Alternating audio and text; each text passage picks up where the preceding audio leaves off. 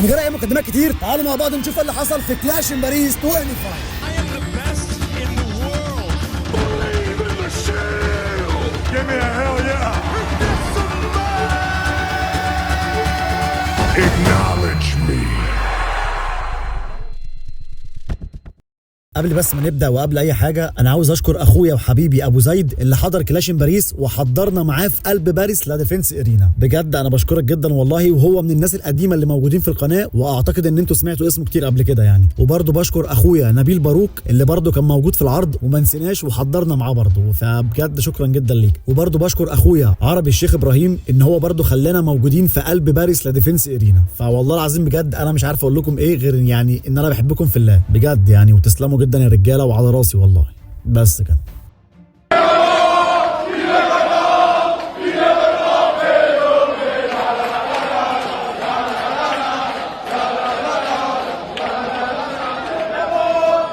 لا ده كان تسخين بس كده قبل العرض يعني، وقبل ما يخش القاعه اساسا يعني بحوالي 5 6 7 8 9 ساعات كده ولا حاجه. كانوا لسه الصبح اصلا يعني، الجماهير وهي ماشيه في الشارع حتى كانوا بيشجعوا وبيتفاعلوا، لحد لما في الاخر عم بخه رزعهم مفاجاه جابت اجلهم واجلنا كلنا كمان معاهم، اللي هو حاجه استغفر الله العظيم يعني بجد ما مش فاهم في ايه يعني. اللي حصل يا عم ان قبل ما العرض يبدا لقينا في اخبار كتير جدا ظهرت بتقول ان في مفاجاه جامده جدا هتحصل في نهايه العرض في الحدث الرئيسي، وتريبل اتش بيوعد الجماهير بمفاجاه جامده جدا في الحدث الرئيسي، والكلام عمال يكتر وسقف التوقعات يعلى. وانا رحت جاي كاتب في العنوان بتاع اللايف ان هيبقى في مفاجاه جامده جدا، وساعتها الكل اتعشم والكل رفع سقف التوقعات، واللي يقول لك الروك هيرجع، لا ده بروك ليزنر هيظهر، لا ده مش عارف ايه اللي هيحصل، والهق والمق والتيت والشريط وكل الكلام ده.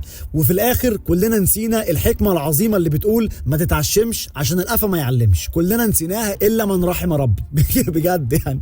وفي الاخر قسما بالله مفاجاه يعني خلت الجماهير يعني كانوا هيسبوا له حرفيا يعني. يا اخي والله العظيم نفسي افهم الدماغ دي بتفكر ازاي، بس ماشي. المهم عاوز في الاول اتكلم عن الاستيدج والجماهير. اول حاجه الاستيدج ده بصراحه كان حاجه ضخمه جدا وكان حاجه جامده جدا جدا. برج ايفل اللي في النص ده كان عامل شغل فاجر، عامل شغل عالي بجد، وبالنسبه لي ده افضل واجمد استيدج في 2025، وبعديه الاستيدج بتاع السعوديه بتاع الكينج اوف ذا رينج. اما بالنسبه للجماهير فدي ناس كانت بتشجع وهم بيشجعوا في القاعه، بيشجعوا في الشارع، بيشجعوا قبل ما يخشوا القاعه، بيشجعوا في حد ظاهر قدامهم، بيشجعوا ما فيش حد ظاهر قدامهم، بيشجعوا في لقطه جامده قدامهم، بيشجعوا ما فيش لقطه جامده قدامهم. كان ناقص يخشوا ويشجعوا ويهتفوا في الحمام يعني، ده اللي كان ناقص بجد يعني. الناس دي علمت جمهور الدبليو دبليو اي في امريكا وفي العالم كله، علمتهم يعني ايه تشجيع، يعني ايه تفاعل، يعني ايه حماس، يعني ايه تدي للقطه حقها، يعني ايه تدي للمصارع حقه. الجماهير دي ما همدتش طول العرض غير في الحدث الرئيسي، او بالظبط يعني في اخر 5 دقائق من الحدث الرئيسي. ولكن بجد بشكل عام انا بسقف للجمهور الفرنسي على المتعه والحماس الجامد جدا اللي احنا عشنا معاهم امبارح. وبرده بالنسبه لي في 2025 الجمهور الفرنسي هو رقم 1 في التشجيع، وبعديه الجمهور العربي او الجمهور السعودي عامه. بس كده.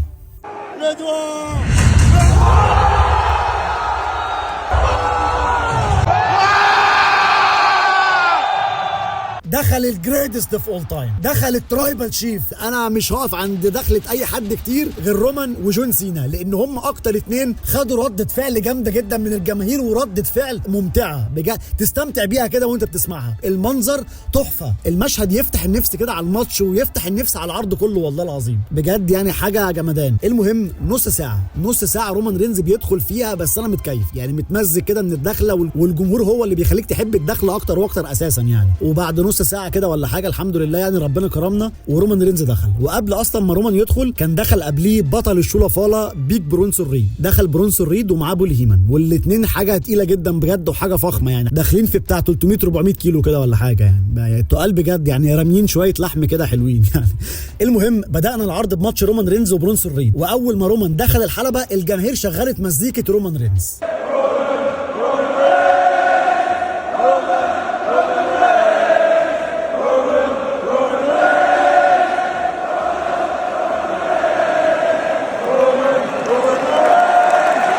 مزيكا طرب، بتحس ان انت بتسمع طرب. المهم بدات المباراه والماتش نفسه ما حصلش فيه الحاجه البارزه قوي يعني، لا كان الاداء حلو جدا منهم هما الاثنين، والماتش كان رايح جاي بينهم مع تفاعل الجماهير والاجواء الحماسيه، فطلعوا الماتش جامد جدا بصراحه. لا اله الا الله ولا حول ولا قوه الا بالله العلي العظيم، لا اله الا الله. يا نهار ازرق على النزله، مش ممكن يخرب بيته. الواد نزل نزله تقيله، انا قلت كرشه هيرجع في ظهره او هيفسي اللي هو صباح الفل يعني.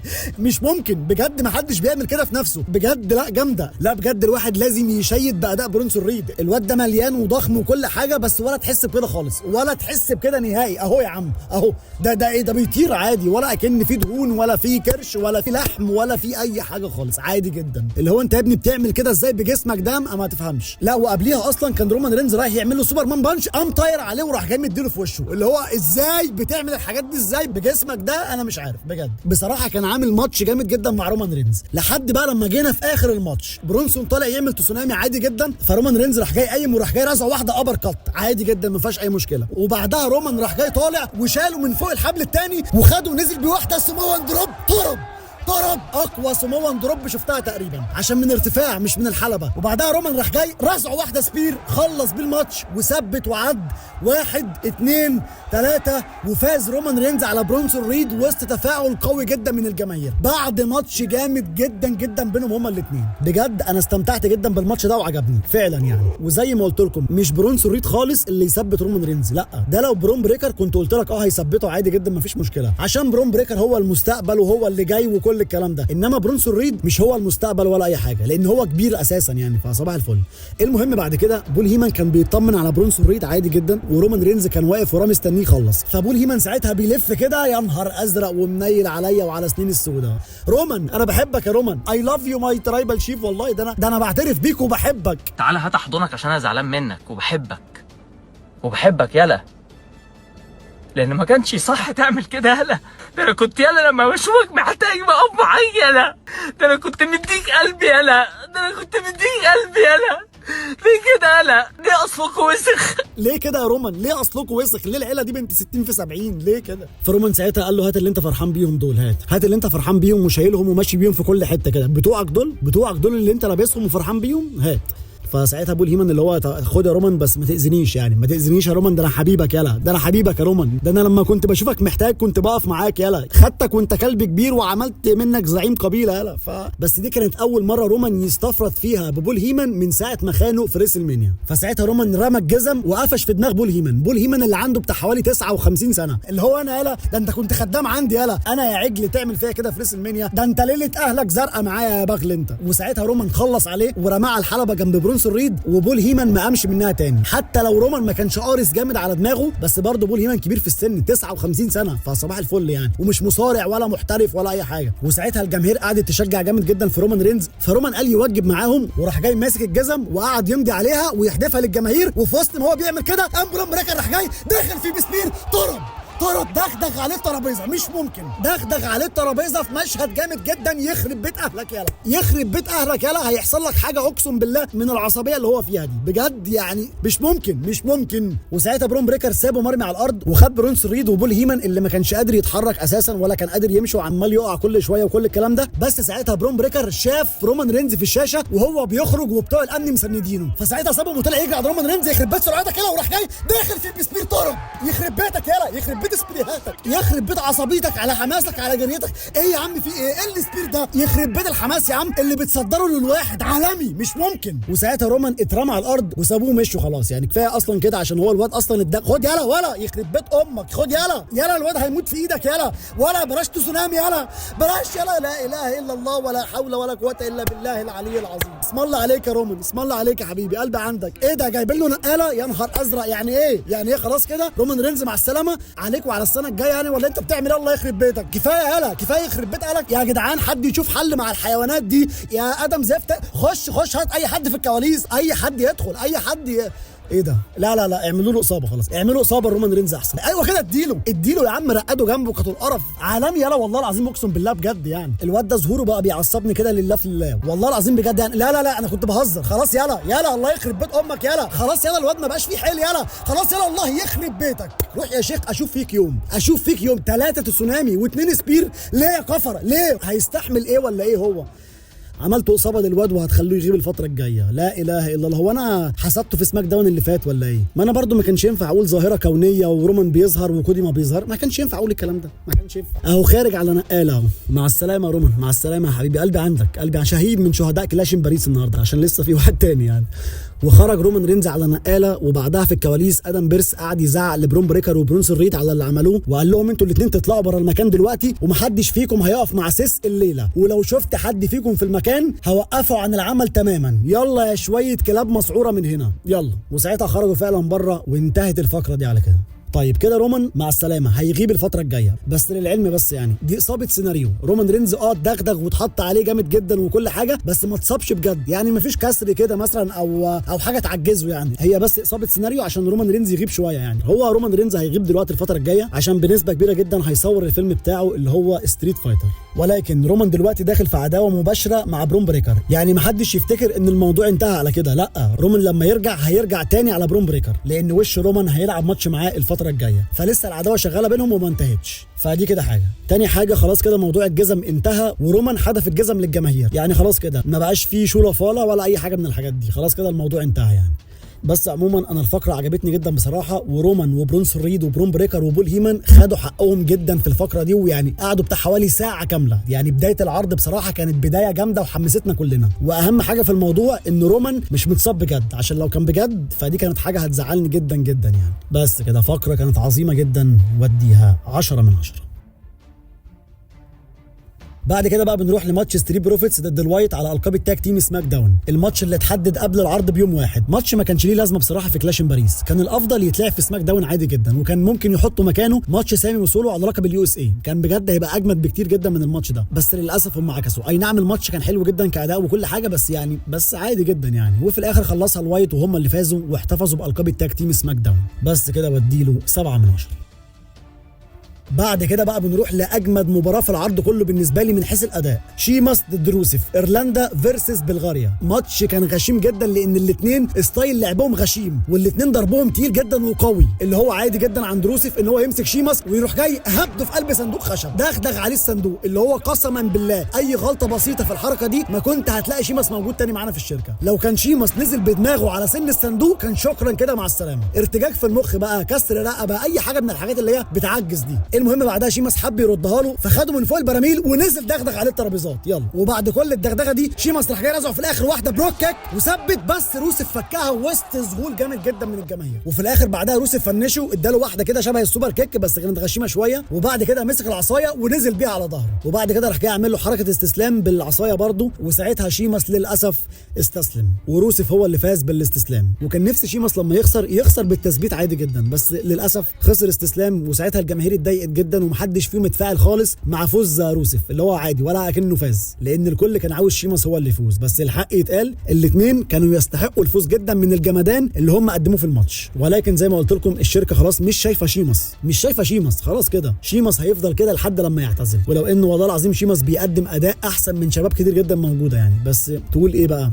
يلا، المهم كده العداوه انتهت لروسيف، وبكده روسيف ممكن يتجه الفتره الجايه على بطوله الانتر كونتيننتال. بجد من اكتر الماتشات اللي استمتعت بيها في العرض جدا من حيث الاداء بالذات، اكتر حاجه الاداء يعني، وطبعا تفاعل الجماهير معاهم، وديها 9 من 10.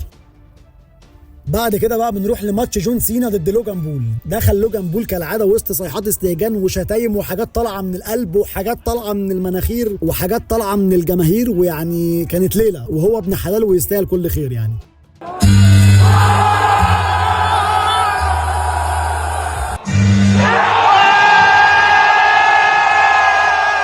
ودخل الجريتست اوف اول تايم، وجماهير فرنسا النهارده ودعت جون سينا احلى وداع، وادت لجون سينا اللي كان يستحقه فعلا طول الماتش، والجماهير كانت بتشجع بكل ما عندها.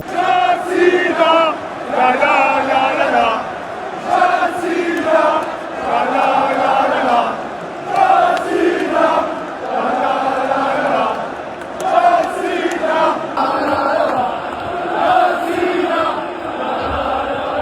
بصوا المنظر عامل ازاي، بصوا المنظر تحفه ازاي. وكل الكلام ده ليه؟ عشان جون سينا. الهتافات دي كلها لجون سينا عشان هم عارفين ومدركين كويس جدا ان دي اخر مره هيشوفوا فيها جون سينا في فرنسا مع الدبليو دبليو اي، فحبوا يستغلوا الفرصه الوحيده دي عشان يقدموا لنا اجمد ما عندهم. وبالفعل في لقطه ما فيش لقطه، في حركه ما فيش حركه، هم مع نفسهم وبيهتفوا لجون سينا طول الماتش. وبجد ما اعتقدش ان جون سينا خد تشجيع من اي جمهور في العالم زي جمهور فرنسا. المهم الماتش بقى نفسه كان حلو جدا وكل حاجه، بس هو ما كانش الجامد قوي يعني، لان الريتم كان بطيء شويه وكانوا بيريحوا كتير جدا هما الاثنين. ولكن جون سينا بصراحه كان بيفاجئنا بحركات جديده وحركات قديمه كان بيعملها بقاله فتره كبيره ما كانش بيعملها يعني. فلا بجد جون سينا قدم اداء حلو، بس اداء جون سينا قدام كودي رودز كان افضل بكتير جدا يعني. لحد بقى لما جت اجمل لقطه بالنسبه لي في الماتش كله، وهي لما جون سينا قفش لوجان بول ونزل بواحده ستايلز كلاش، الفينش بتاع ايج ستايل. الجماهير بقى شافت الفينش بتاع ايج ستايلز من هنا واتجننت من هنا، كلهم قاموا ساعتها وغنوا الاغنيه اللي كانوا بيغنوها الايج ستايلز السنه اللي فاتت.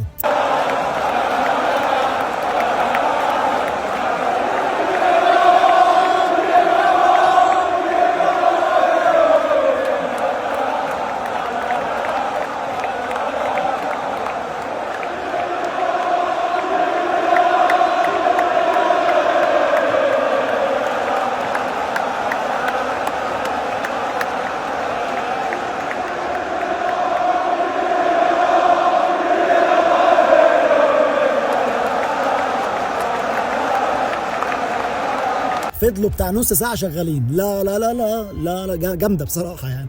الجمهور هم اللي خلوا الماتش ده يطلع بالجمدان ده. وفي الاخر جون سينا خلص الماتش وخده ونزل بواحده اتيتيود ادجستمنت وثبت وعد 1 2 3 وفاز جون سينا على لوجان بول في ماتش نضيف جدا وجامد جدا جدا. ماتش كان حلو منهم هما الاثنين، ولو اني حسيت شويه ان لوجان بول كان تعبان، ما كانش في المود قوي او تحس ان هو كان دايخ كده، كان في حاجه غلط يعني. وكمان برضو استغربت ان لوجان ما حاولش يفوز بالغش، لا في حديده ولا في حد من صحابه دخل يساعده زي كل مره ولا في اي حاجه خالص يعني. بس على فكره ده عشان في سبب للموضوع ده، والسبب ان لوجان بول كان مستهتر بجون سينا وكان شايف ان سينا اخره بيعمل 5 حركات وبس، فما كانش فيها داعي بقى ان هو يجيب حد من صحابه زي كل مره ويعمل اللي هو بيعمله ده. بس في الاخر جون سينا فاجئه وفاجئنا كلنا ان هو عمل حركات متنوعه المره دي وما اعتمدش على ال5 حركات بتوعه بس. ولكن عموما زي ما قلت لكم ان مستحيل لوجان بول يثبت جون سينا، دي مستحيل جون سينا يقابل بروك ليزنر وهو لسه خسران من يوتيوبر. ده بروك ليزنر ما يوافقش ساعتها اساسا ان هو يلعبه، فصباح الفل يعني. هو اداؤه جامد جدا وكل حاجه، بس هو بالنسبه للمصارعين كلهم لحد دلوقتي بالنسبه لهم يوتيوبر او دخيل زي ما هم قالوا قبل كده يعني. فعشان كده ما كانش عندي ادنى شك خالص ان جون سينا هو اللي هيفوز. فانا عايزك تفرح كده وتتبسط بالفوز ده يا سينا، عشان احنا ممكن ما نشوفكش تاني بعد راس البلوزه ده، عشان انت هتبقى بلوزه فعلا يعني. يا نهار ازرق، ده انت هتاكل علقه من بروك ليزنر، يا نهار ازرق، علقه هترجعك هوليود على نقاله يعني. شوفوا فرق الحجم وفرق الجسم بينهم عامل ازاي، رهيب بجد يعني. فيعني ربنا يتولاك بقى. المهم بعد الماتش الجماهير قعدت تحيي سينا، وسينا اكنه بيقول لهم خدوا قلبي. وخلاص كده انتهت جوله جون سينا في اوروبا في الدبليو دبليو اي للابد. طب انا ليه هعيط دلوقتي يعني؟ مش عارف يعني. كل ما بحس ان واحد انا متعود على وجوده بقاله اكتر من 15 سنه وخلاص بشوفه دلوقتي قدامي بيعتزل، ويعني ايامه بقت معدوده على الحلبه حرفيا، فبجد والله العظيم بزعل جدا، وخصوصا لو الشخص ده هو الجوت جون سينا. فثانك يو سينا، ثانك يو سينا. وبس كده يا معلم، ودي للماتش ده 8 من 10. بعد كده بقى بنروح للحدث الرئيسي معانا، الماتش الرباعي على الورلد هيفي ويت تشامبيونشيب. دخلت اول حاجه الراقصه جي سوسو، دخلت وخدت لها بتاع نص ساعه بترقص، اللي هو يعني حاجه بجد تقرف والله العظيم، اللي هو بيطفي الحماس بتاع الواحد قسما بالله. لولا بس ان منظر جماهير فرنسا كان جامد، انا كان زماني بسبله دلوقتي على النص ساعه اللي ضيعها في الرقص دي يعني. انا بجد مع يعني ايوه، اطلعي وانزلي يا حلوه، اطلعي وانزلي، ده انتوا عيله وسط. طبعا الكلام دي مش ليك انت. طبعا انت مالكش دعوه انت بالعالم دي كلها، ما اعرفش انت ايه اللي دخلك في العيله اللي كلها طيبه قلبي دي. المهم بعدها دخل ال اي نايت وخد تشجيع حلو جدا، راجل محترم. ال اي نايت راجل محترم، هو بس لو يلبس بنطلون بدل الشورت اللي هو لابسه ده هيبقى افضل مليون مره يعني. المهم بعد كده بيدخل دخل البيست ان ذا وورلد سي ام بانك، وبرده كان على وضعه جدا زيه زي سينا ورومان رينز، وخد تشجيع جامد حلو جدا برده من الجماهير في دخلته. هو بس لو يغير البكيني اللي هو بيلبسه ده، ده مش شورت ده خالص، ولا يعني هيبقى محترم جدا والله العظيم لو غيره. يعني اكتر واحد بيلبس شورتات مقرفه هو وجونتر، بجد حاجه يعني استغفر الله العظيم. بس ماشي يلا ما علينا. المهم بعد كده ايه يا ماما، ايه يا ماما الفستان السواري اللي انت لابساه ده؟ يعني ما احنا خلاص عندنا راقصه هيبقوا 2 يعني، ما انا مش فاهم بجد يعني لابس فستان سواري ليه يعني خلاص اللبس خلص يعني؟ ده ايه القرف ده يا عم؟ اللبس مش لايق على الشخصيه الجديده. انت دلوقتي حد هيل وعامل فريق جامد جدا ومعاك بول هيمن، فادخل بحاجه تليق بالكلام ده، مش داخل بفستان سواريه يعني، انت مش داخل فرح بروح امك يعني. ماشي ما علينا. المهم بدات المباراه، واول ما بدات سي ام بانك راح جاي رازع سوبر كيك لجي اوسو، اللي هو خالصين واحده بواحده عشان نبدا على نظافه كده يعني. وبعد كده بالرغم من كل الخلافات بين سي ام بانك وال اي نايت، الا انهم اول ما شافوا سيس لوحده قالوا بس يلا عليه. فساعتها سيس اللي هو استاذن انا بقى، خد يلا ولا هجيبك هتروح مني فين؟ هجيبك. سي ام بانك كان عاوز يقفشه يدغدغ فيه، بس للاسف ما جاتلوش الفرصه دي يعني. المهم عملوا اداء جامد جدا هم الاربعه، لحد لما في الاخر اتفقوا هم الثلاثه على سيس ونزلوا دغدغه فيه، وبعدها نزلوا فتحوا الترابيزه هم الثلاثه، بس شيء راح جاي رازع سوبر كيك لسي ام بانك بدون اي سبب. وده ليه بقى؟ ده ليه؟ عشان سي ام بانك انسان مهزأ، اداله الامام من تاني وجاي يعمل معاه يد في نص الماتش، فاللي هو تستاهل بقى تستاهل. المهم فضلوا يدبوا في بعض عند الجماهير وهنا وهناك، وكل شويه حد فيهم هو اللي يسيطر على الماتش، لحد لما في الاخر ال اي نايت حب يخلص على سيس ويعمل لقطه من لقطات لوجان بول، فطلع فوق الحبل الثالث وجه عشان يخلص وينزل عليه. يا ساتر يا رب، لا اله الا الله ولا حول ولا قوه الا بالله العلي العظيم. يا نهار ازرق على الناس ده يا جدعان، بجد صعبه مرعبه. ده كويس جدا ان هو ما اتصابش فيها بجد والله العظيم،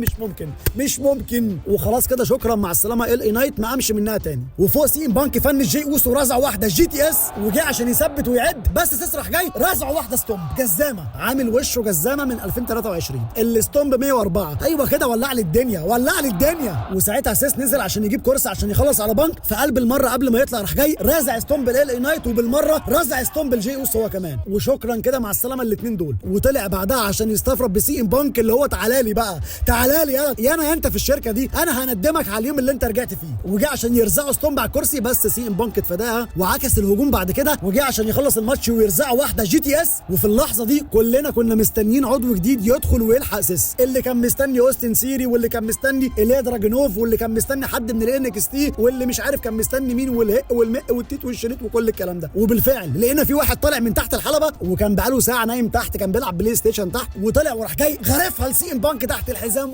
يا حبيب قلبي معلش بتوجع انا عارف. يا نهار ازرق عليك، ده انت مستقبلك ضاع في الشركه وفي البيت كمان، ده انت مفيش خلفه بعد كده. مين بقى النجم ده؟ يا ترى تريبل اتش مجهز لنا ايه النهارده؟ يا ترى مجهز لنا ايه؟ مجهز لنا عبث، ده كده اسمه عبث. بيكي لينش ايه عليك وعلى اللي جابك؟ انت بتشتغلنا يعني، عمال تقول مفاجاه وبتاع واريو زفت عليك وعلى اللي جابك، وفي الاخر بيكي لينش ده انتوا ولاد يلا يا باشا اتفرج يا باشا. يلا يا ولاد خلاص. هو انتوا بتضحكوا عليا انا؟ ينعل اللي جاي يحصل حكم. يلا يا بنت انتوا بتشتغلونا يعني. ماشي اللي ستيفاني ماكمان لمتك من الشوارع. ماشي يلا يا سيس ثبت وخلص، كفايه بقى كده عليه يعني، كفايه انت بتجهز ايه؟ كفايه الواد ما بقاش فيه حيل، الواد خلاص بيحتضر. بلاش لا اله الا الله، لا اله الا الله. 105 الستومب 105. قفل المجموعه عشان انا بحب الارقام الصحيحه. انت يا ابني رجعت ليه؟ انت ايه اللي جابك؟ ما كنت معتزل ومرتاح بدل الهم اللي انت فيه كل اسبوع ده الجزمه طبعت على وشك يا اخي، بقيت جزامه. انا عارف ان انا كررت الكلمه كتير، بس هو ده اللي بيحصل معاه فعلا. ده انت استحملت كميه استومبهات ما حدش يستحملها. شهيد كاشم باريس. يلا اركن لي انت بقى كده على جنب، اركن لي. ايه بقى القرف ده؟ يعني مش فاهم، مش واخد بالي يعني ده العضو الرابع معاهم في الفريق يا اخي. والله العظيم الواحد في اللي مكفيه يا عم انا باجي اتفرج عشان استمتع يا عم، ما تطلعوش ميتين ابونا بقى. هو ايه يا عم ده يا اخي؟ والله العظيم ده عبث. انا السيدات دي ما بتحمسنيش في المصارعه قليل اصلا، لما في ست كده ولا حاجه بتعمل ماتشات جامده وتحمسك وكده، مثلا زي ريا ريبلي او حاجه، بس فاللي هو في ايه؟ وبعدين دي لما تخونه بقى يعني، دي لما تخونه مثلا هيطلقها ويرميها في الشارع يعني، ولا هيتجوز عليها، ولا هيعمل ايه في ليلتكم دي عليكم وعلى اللي جابكم؟ الله يخرب بيوتكم.